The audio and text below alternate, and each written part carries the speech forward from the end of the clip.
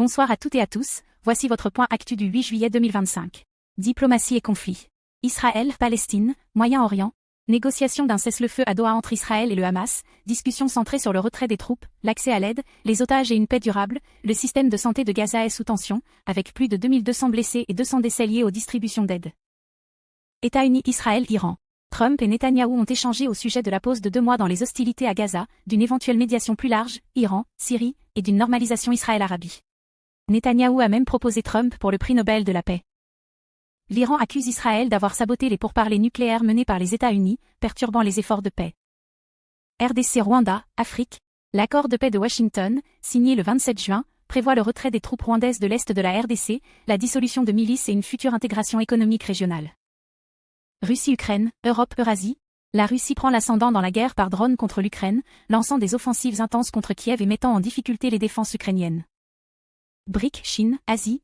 Le Premier ministre chinois Li Qiang appelle les pays du BRIC à réformer la gouvernance mondiale via coopération multilatérale, paix et respect mutuel. Économie et finances. États-Unis monde, global.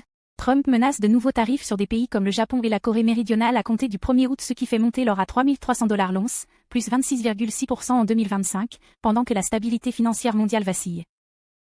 Les BRIC rejettent la qualification d'anti-américain et l'Arabie saoudite augmente sa production pétrolière pour renforcer sa position. Turquie, Europe, Asie. Des manifestations secouent le pays après l'arrestation d'Imamoglu, la livre plonge, entraînant une intervention massive de la Banque centrale, 25 milliards de dollars, pour stabiliser l'économie. Iran. L'économie souffre, chômage élevé, inflation et retrait massif des investisseurs, le taux de participation à l'emploi est à son plus bas depuis 10 ans, 40,1%. Europe.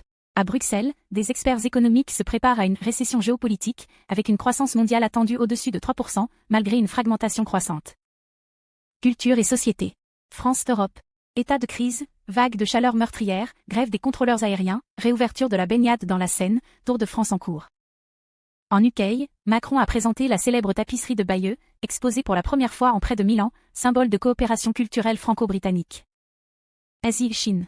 Commémoration nationale de la victoire contre le Japon pendant la Seconde Guerre mondiale, musée et exposition célèbrent le 80 anniversaire du conflit. Mode et événements mondiaux. La Fashion Week de Paris a débuté cette semaine, parallèlement, les championnats mondiaux d'aquatique se tiennent à Singapour. C'était tout pour votre point actu du jour, bonne soirée à tous et à très vite.